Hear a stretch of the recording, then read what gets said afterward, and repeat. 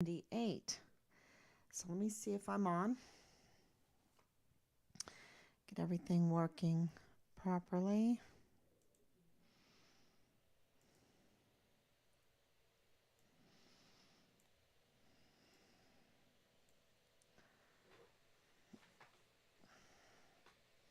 I need like a pillow, huh? There we go. Okay. I know I'm sitting low, but I want Richard's face to be seen. I want Richard's face to be seen. So okay, I'm on Facebook. Make sure everything is working. Am I live? It says I'm live. There I am. Can you hear me? Okay. All right. Sounds good. Okay, lots of breaking news in the last few days, and I said that I would absolutely be revealing all of the news, and I guess I'm going to drip, drip, drip it out because it's coming drip, drip, drip. But we have some really important breaking news, and I'll just say it right at the beginning. We're asking everybody to share the open letter to El Paso District Attorney Bill Hicks. Now we have been uh, doing our homework on this one. Okay, we've been doing our homework, and um, it's really necessary that we do an open record when it comes to Bill Hicks because he, taxpayers, we're like we are in like a matrix. If anyone has watched that movie, it's like we're in the Twilight Zone or in the Matrix, and um, everything that we have been told, everything that we have been led to believe, really is up for scrutiny.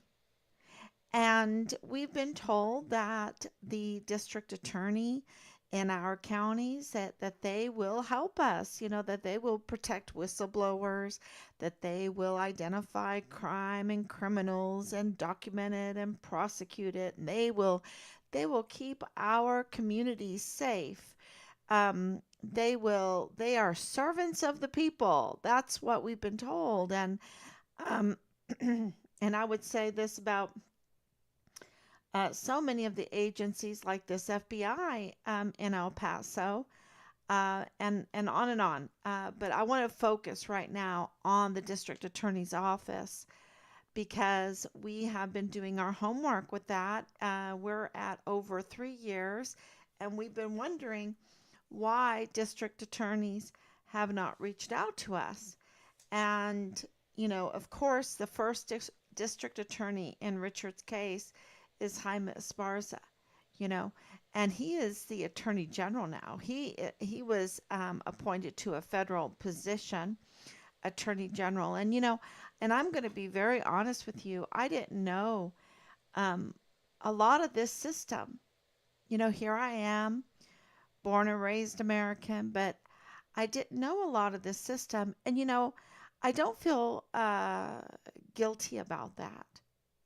I feel betrayed because the reason why we have this system is so that we can get on with the talents and the work that we have. I don't know if the district attorney knows how to roof a house, to give us good roads, uh, get out there and farm livestock, or even a good crop. I don't think that the district attorney knows all about the different systems that make the country run. I don't think that he could, um, I don't know. I don't know what all his upbringing is. I don't know what his talents are. But I bet you many of them, don't do too much carpentry work or um, heavy labor because they are attorneys, right? They're lawyers. And what they're supposed to do is look at the law and identify crime and the criminals and document it and prosecute it. That's their job. And I don't need to know every little thing about their job. We're supposed to trust each other, that the farmer does his job really well or she does her job really well, and the business owners do their job very well, and that the DA does his job very well. The difference is that the farmer or the businesses, the small businesses, they have to make their own money, right? Um, I know all this stuff with subsidies and everything, but the DA is absolutely paid by the taxpayers and is a public servant. So, um, absolutely, they have to be accountable to us, and they're supposed to be serving us so that we can do the things that we want to do, uh, eh, to earn a living and not worry about having bullies come in and extort us and steal from us and prevent us from doing the things that we really love to do. And that is includes volunteering for the military and serving in the military in their districts, in their, they have uh, the huge Fort Bliss. And Fort Bliss is a gravy train for El Paso, for so many people in El Paso. And that's why you have to have a lot of oversight there, because it's ripe for corruption. It's ripe for compromise. And absolutely in Richard's case, um, it has been compromised and there is so much corruption. And that corruption has reached even into our law enforcement agencies, being the district attorney. Absolutely. That has been very, very clear that even if you have someone that really wants to try, the retaliation, the pushback from the corrupted attorneys is so bad. And in order for them to do that, they have to have control of the media. And in El Paso, the media that seems to be very, very connected to these corrupted agents are supposed to be servants, is El Paso Matters. Okay, very really apparent, very apparently, they have to have the media because the media is the hypnosis. The media is the propaganda, watch that hypnotizes and gives a false reality that puts the vast public, including us, in a matrix where we believe that the world is one way when it really isn't. Behind the scenes, they are weapons trafficking, human trafficking, narcotics trafficking, pocketing the money, and all up to no good. But you see, with Richard, he was coming from Ireland. He was coming from Ireland, um, and not just anywhere in Ireland. He wasn't coming from Dublin. Okay, Dublin is where most people live in Ireland. He wasn't coming from Dublin. He was coming. He was coming from the Midlands. Okay, um, and the Midlands is farm area. Our neighbors were the cows and the sheep. He had that kind of, the largest city is, I don't know, in Longford town, 7,000, a little over 7,000. I mean, um, this is where Richard was coming from, and we didn't really we had TV over there, but we didn't subscribe to like HBO and all of that. It's just not. He was coming from a different. Let's just say he hadn't been under the hypnosis and the propaganda of El Paso Matters for, uh, you know, eh, when he got to El Paso, he um he could see things, and he did see things. And I want to tell you today that the last few days have been, just a huge weight on us. Huge. I, it's very hard for me to express, and I probably should move this camera down just a little bit or sit up a little. Um, but it is it is very noteworthy because I want to really say this clearly that we knew all along we knew all along that Richard was a whistleblower, and we knew not because of just feelings. We're not about just feelings. We want the proof. We absolutely want to see the documents. We absolutely are grateful for when we get the documents.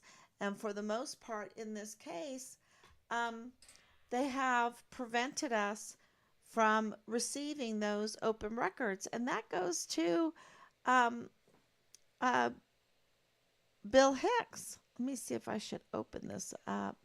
See if I can open this up here and have it. Because I think it's really important that people see this. Yeah, there's our open. Um,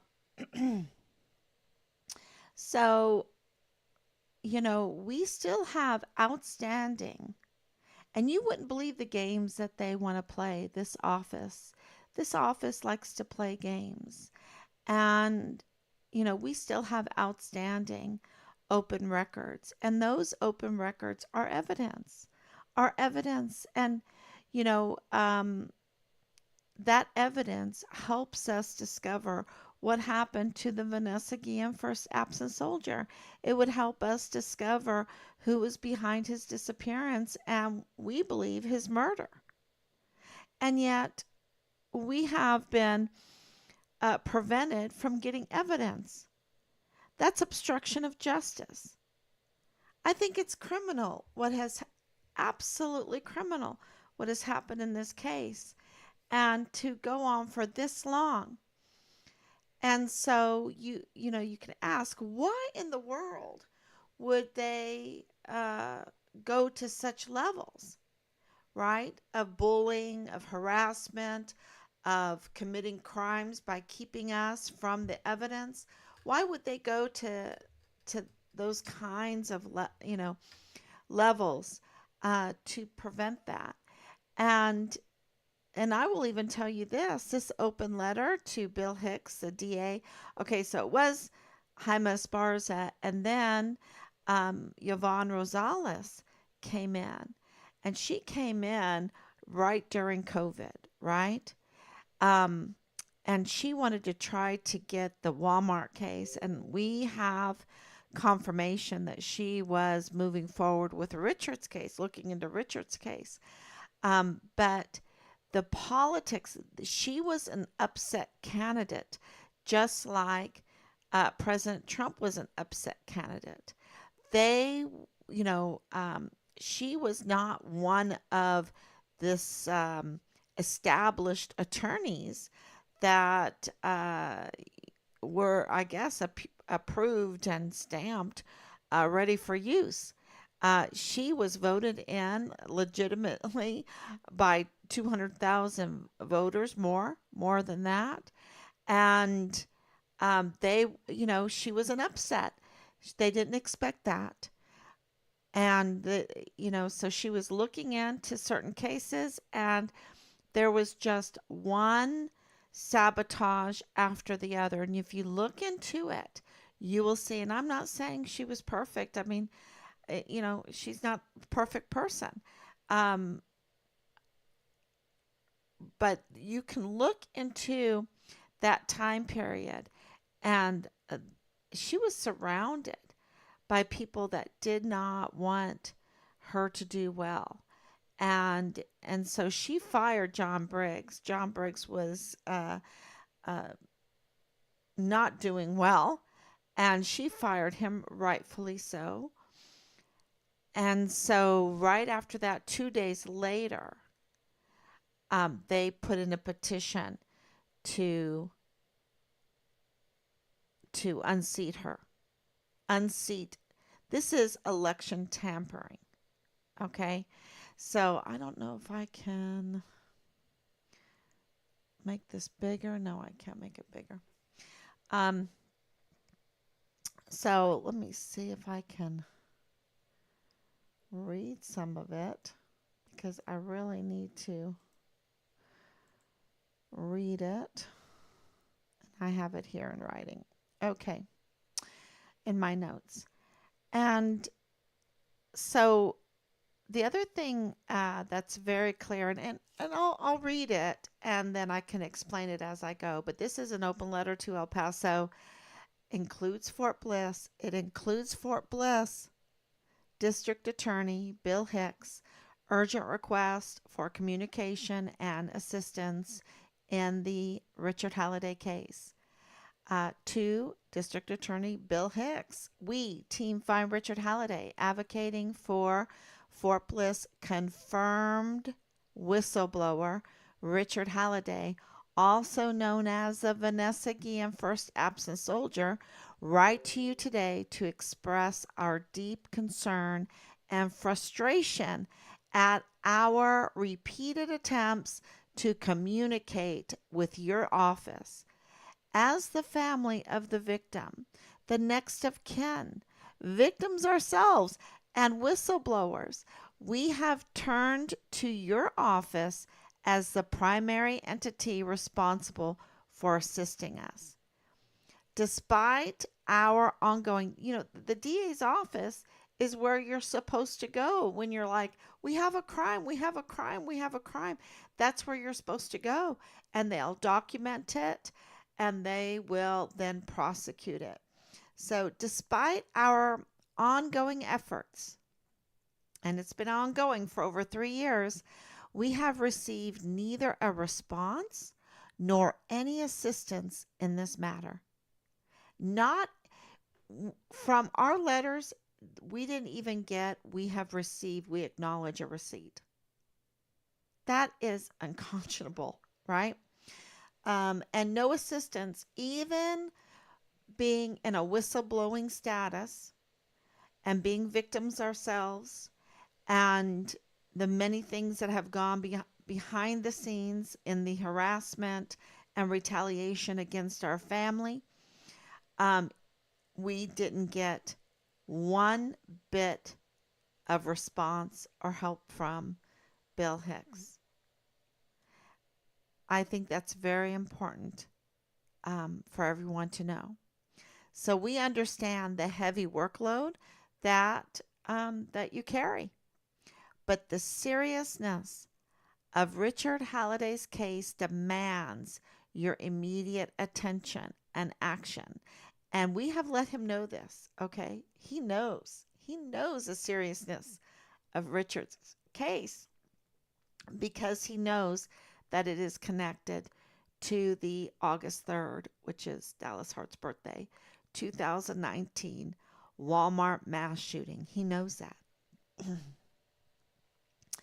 So, despite our ongoing efforts, we have received neither response, okay? This case demands your immediate attention and action, and it is crucial that we work collaboratively to shed light on the crimes, identify the individuals responsible, and seek justice for the victims. Absolutely. And over 3 years, we have needed the El Paso DA to actively advocate, investigate, collaborate, communicate, and prosecute with unwavering determination to secure justice for our community. But the investigation, we have waited. We've needed this, and they've done nothing. And we give them so much taxpayers' money, y'all. I mean, they just suck up millions and millions of dollars. You can ask for an open records of how much money that they are allocated all the time. It is millions.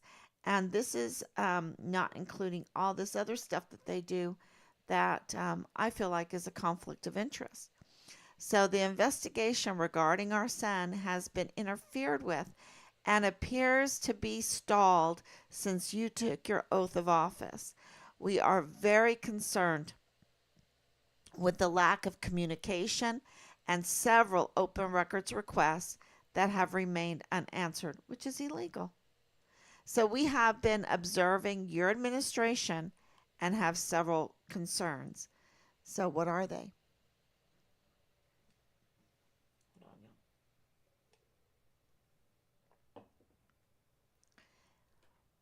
Firstly, there seems to be an irregular relationship with Bob Moore. I'm telling you, there's something really fishy with the DA's office and Bob Moore. Absolutely.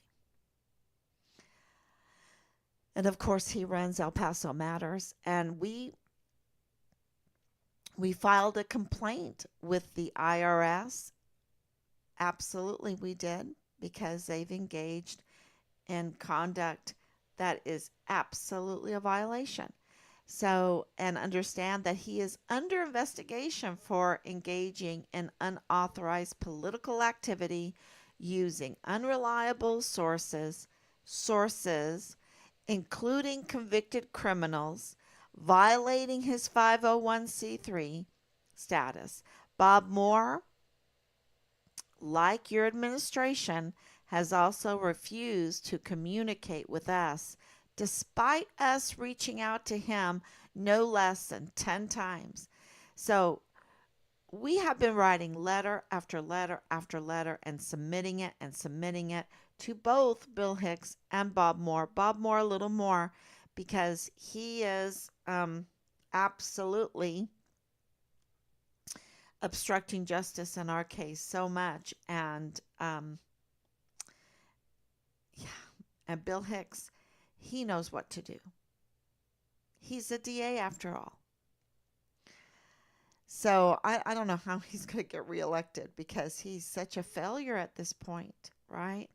And maybe I shouldn't say that. But yeah, it is disturbing that on Facebook, Bob Moore engages in a conversation to politically attack and remove former District Attorney Yvonne Rosales. You can go to Facebook and read this. When directed by Attorney Justin Underwood to Section 87.015 to file a petition for removal under the Texas Government Code. Bob Moore posted the exact provision. Local Government Code, Chapter 87, Removal of County Officers from Office. Upon further direction of if you have the right lawyer, 2 days later, the petition was filed to remove Yvonne Rosales. That's election tampering. That is political engagement. Bob Moore went on to interview both individuals who interfered with our missing son's investigation. Curiously, one of those individuals' attorneys is Justin Underwood. Okay, very important. Secondly, Reyes Mata's El Paso Inc. article dated December 17, 2023. The article raises serious issues of alterations, tampering of government documents involving your oath of office and the statement of officer known as the anti-bribery statement. So you can go to that article. It's very easy to find, and I've even posted it. And I've posted the information of what happened between January 25th, 26th, backdating to January 11th when Loretta Lynn Hewitt came on. The whole timeline, this whole thing is convoluted in so many areas. And Bob, Bill Hicks's oath of office is pretty convoluted also. And so when you think about when he came in and when he was appointed, when he took his oath of office at the end of December, and then he started working, but he did not sign his anti-bribery statement, which he's supposed to sign along with the oath of office and submit it before he does anything in his office, okay? Before he does anything, he's supposed to submit both of those forms. And he failed to do that. I think he's an illegitimate district attorney. I really do. And that's not my fault. That's his fault. And to tamper, to backdate, to mess with a timestamp, that's also criminal. That's trying to rewrite history, right? So Reyes Mata, and that's not me saying it, this is Reyes Mata's amazing article that alerted us to this. Lastly, Loretta Lynn Hewitt, former assistant district attorney and lead prosecutor of the August 3rd, 2019 Walmart mass shooting case, stated that there was an intentional attempt to play politics by District Attorney Bill Hicks. Absolutely. Because he is seeking re-election. With the Walmart mass shooting case and to prevent it from going to trial. Absolutely. And now he says he wants it to go right away, where Joe Spencer is like, oh no, it's 3 years down the road. It's 3 years down the road. But, they're just playing with us. That's all. To me, that is like a staged task force find Richard Halliday. This one of them, oh yeah, I want to go right now. That's saving face. And Joe Spencer like, oh no, no, no, we don't have all the evidence in, and it's going to take 3 years, and it's going to take a year just to choose a jury. I mean, and the thing is Patrick Crusius, who there is the one that they're going to prosecute, has already been given 90 life sentences in the highest secured prison in the United States in Florence, Colorado.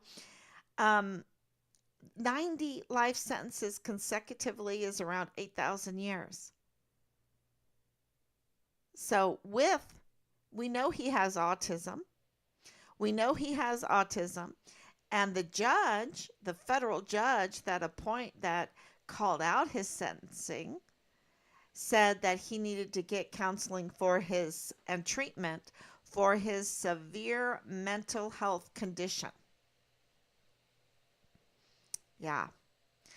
So absolutely, it's just a gravy train to get millions and millions, and also to make this sensational so that they can put it in the paper. Because the papers, beginning of January 2019, doing some homework on Chris Grant, reading all through his stories. He's like all over the place except for El Paso Matters. Why is that? Why didn't El Paso Matters cover Chris Grant, the hero soda bottle thrower at the mass shooter? Why didn't they cover that? It's very interesting, It's a good question. Um, yeah, it really is because he was covered everywhere. I shouldn't say everywhere, but he was covered in many, many places. The above issues raise great concerns in our family and for the integrity of the investigation into our son. The confirmed Fort Bliss whistleblower, Richard Halliday. So please consider the way you are leaving your administration, and we would ask you. I think I should have said leading your administration. Oops, that's a gaffe. That's a gaffe. He needs to leave. Oops, sorry. We would ask you to communicate with us. Yeah. And, it's his duty, whether he likes us or not, whether he likes Richard or not, whether he likes our politics or not. Um, it's his duty as a district attorney to serve all people. And he should absolutely look into Richard's case. Okay. Sorry, had a yawn. Um, yeah. So this is um, leads to some news. We now have hard evidence that absolutely Richard is a whistleblower. Absolutely. 100% documented, confirmed whistleblower. Okay? And was being retaliated for being a whistleblower. That hard evidence came in days ago and really just breaks this whole case apart. Okay? Because he is a whistleblower. And the what does that mean? That means that the FBI, Nieto, and CID, Soto at the time, kept that from us. Kept this very important evidence of confirmation, documented confirmation that Richard is a whistleblower from us. Okay? That's a weaponization of our law enforcement community. That's what that is. And that you would call that criminal negligence. You would call that intentional malice. It's really hateful. And so we'll let you know more about that, but that has this is something that Bill Hicks could have helped us with also. Right? Absolutely. Because every law enforcement, I'm going to tell you right now, every law enforcement around Richard absolutely knew that he was a whistleblower. And we have circumstantial evidence or corroborating evidence of soldiers saying that the IG were all over the barracks because of Halliday. So we knew because we were told. And now we have the hard documented evidence. And so the failure of the DA office is much bigger than just not communicating with us. It is really, their duty to protect whistleblowers. And of course, our family being victims. The harassment, and I never like to label myself as a victim ever. But I will tell you in this case, the harassment, the bullying, and the retaliation that they've lodged against us to try to scare us off so that they can keep on doing this to the American people, so that they can keep on extorting and doing their criminal cabal gravy train from the American people, where they can keep on hurting our service members, which they absolutely are and are doing, absolutely hurting them. Yeah, because we didn't want to just say, okay, you could do that to our son and we don't care. That's not an option for us. We do care. That's not an option. You can't just get away with not protecting a whistleblower exposing him to being targeted for retaliation and the escalation of that to a brutal murder where he's dismembered. That, that doesn't, sorry, that doesn't jive. There has to be accountability, and we need to know who these perpetrators are, and they need to be punished. So they tried to make an example out of Richard, I believe, so that they can do their criminal gang activity. And it is very, very concerning to us that in a picture that was released, I believe yesterday or day before, let's see if I have it up here. I think it's on. Yeah, I don't. Let me see. I think it's on Facebook. And it's of the Department of State, Counselor Cohen. Let me see if I can get it up. Pull this up. Yeah, there it is.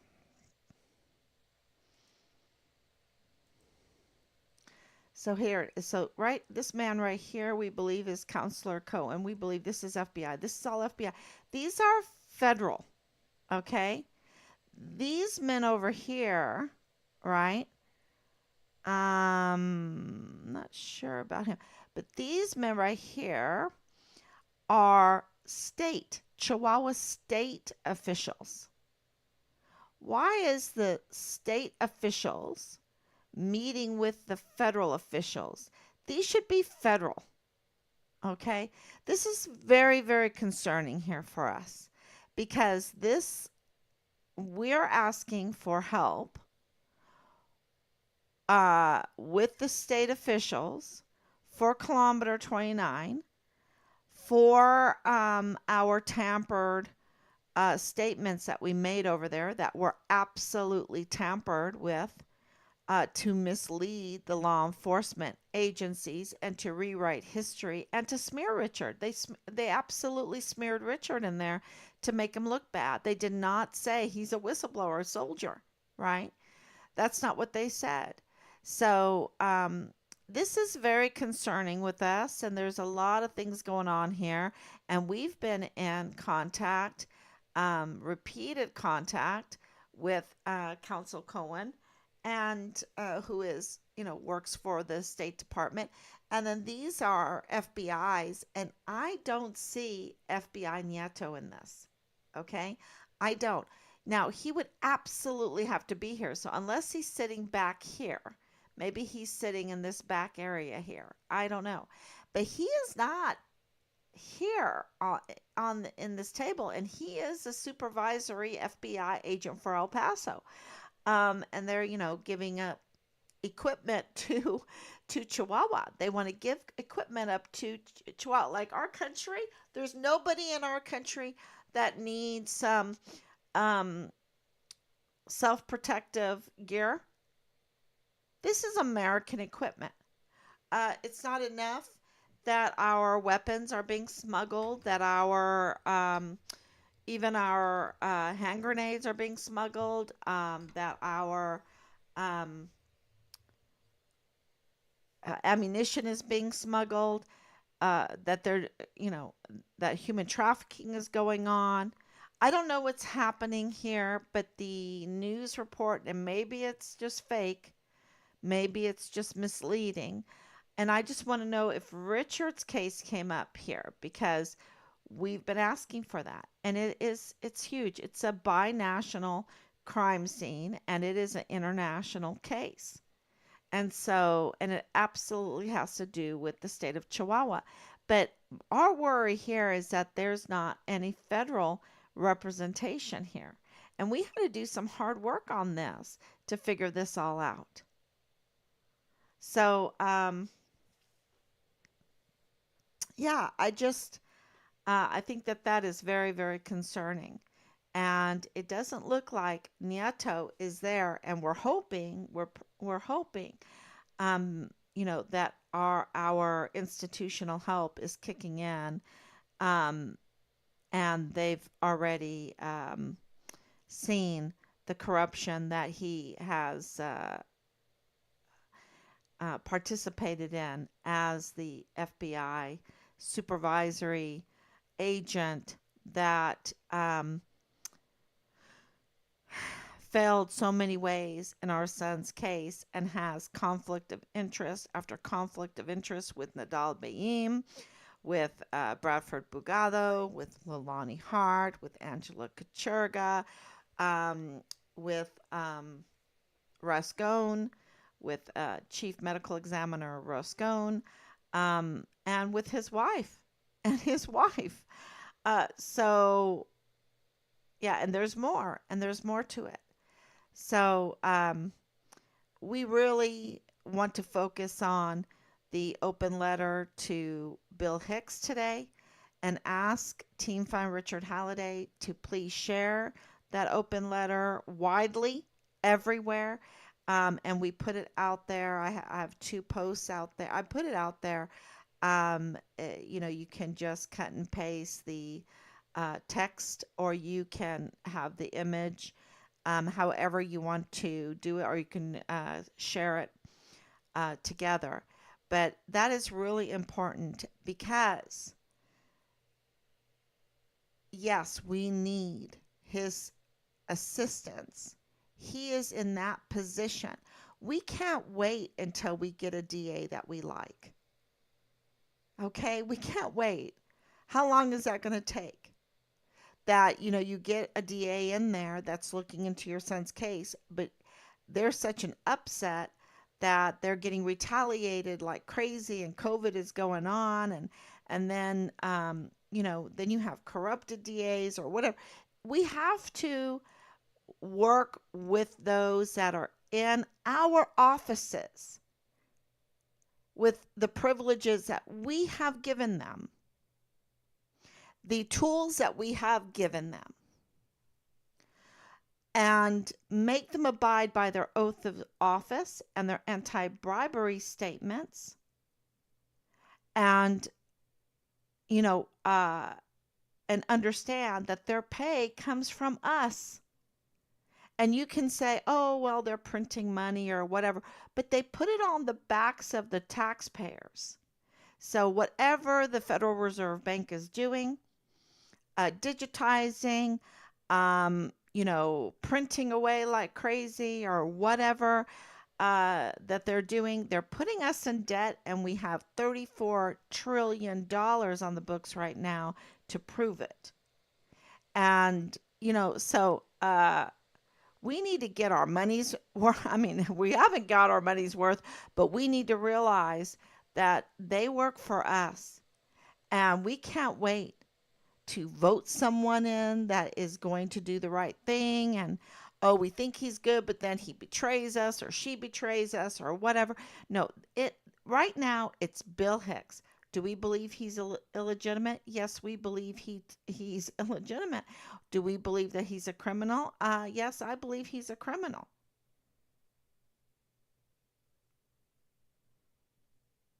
But he is in that seat. He's in that seat. He has that power. And we as the people, just like this whole mass shooting case, victims are waiting and waiting and waiting to get justice, and they got justice through the federal case, I guess, but I don't think it is, because something stinks so bad around that case, and all they're doing is milking us for more and more money. And we have Chris Grant saying and maintaining. He hired Chris Grant, and you have to read these articles. You have to do a Google and read these articles, because they're like, okay, so this hero was not Ernest, right? Because his first name is Ernest. So he wasn't Ernest. He wasn't truthful. He really didn't do that, and that the Trump administration didn't contact us to see if this guy was Ernest. Okay, so this is a mass shooting. You got 50 people. You got hundreds and hundreds of bullets. You got Walmart, crazy stuff. And this guy is saying, okay, I threw soda bottles at Patrick Crucius. And Patrick Crucius, or the shooter, right? So is he going to identify Patrick Crucius as a shooter who cornered people, shot people in the head while they were on the floor, and then he comes and gives himself over like, hey, hey, it was me. I just did that. Yeah. And he doesn't have one spot of blood on him. He's not frazzled at all, right? I mean, he's not even looking like, where's the soda? Where's the blood? His shoes are clean. I mean, there's so many things wrong. And so, then the police come out and say, oh, yeah, he's not really a hero, but he is, you know, used over and over and over and over again, except for in El Paso Matters for a story. But he hires somebody that is a media consultant or something like that. He hires somebody to help him with his media connections, right? To speak to the media and represent him and stuff.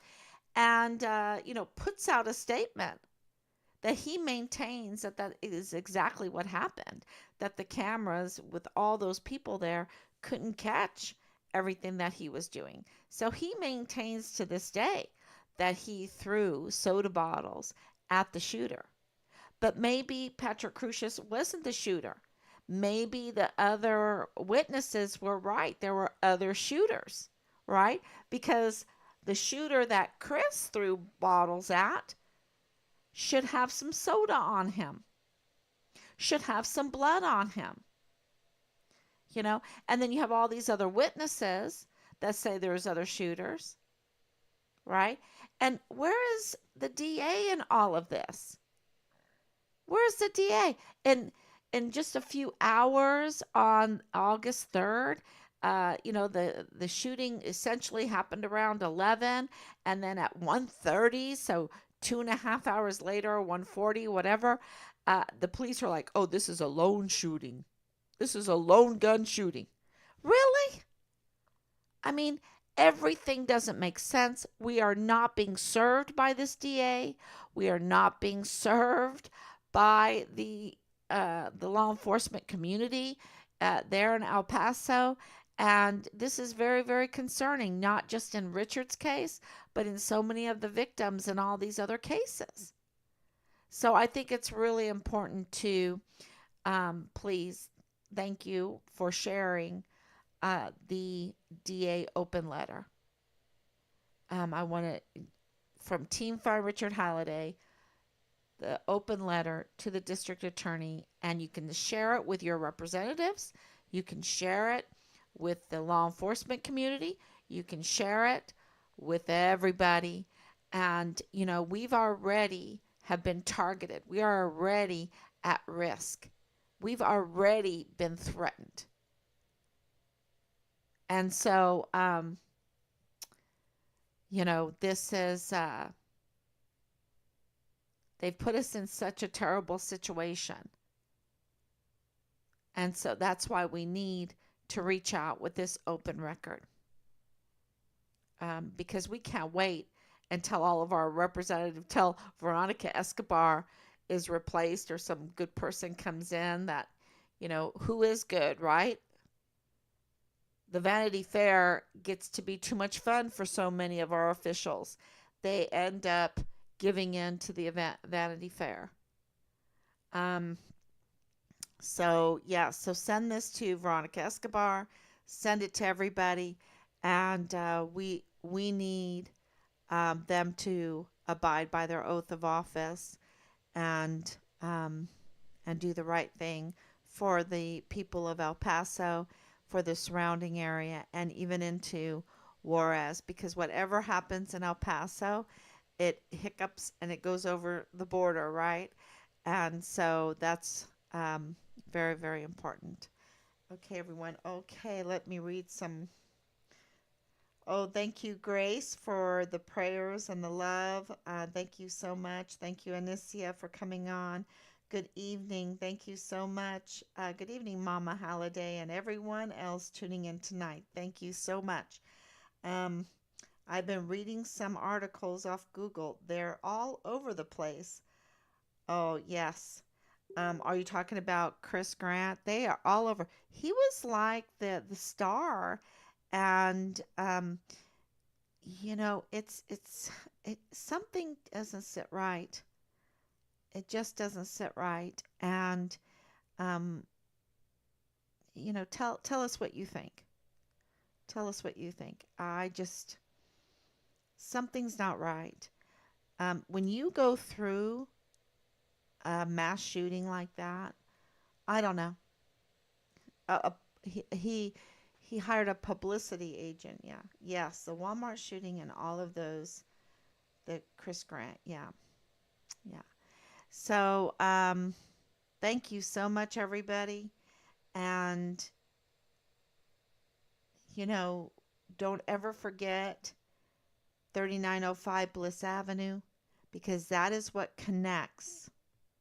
See, the two, Bill Hicks absolutely knows what's going on because there is this conflict of interest, we believe, with Bob Moore of El Paso Matters. And if Bob Moore is going to pick two unreliable sources, convicted criminals, right? And one uses Justin Underwood for her attorney, and they're connected to Bliss Avenue? Yeah.